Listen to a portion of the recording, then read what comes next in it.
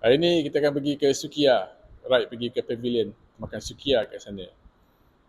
Satu tips lah, aku selalu akan pakai kasut high cut ni.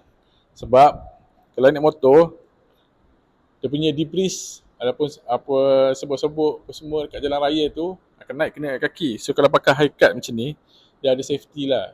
So aku showkan kepada siapa-siapa yang naik motor tu, belilah kasut high cut satu untuk naik motor. Okay, itu saja satu tip untuk aku. Okay, let's go. Okay.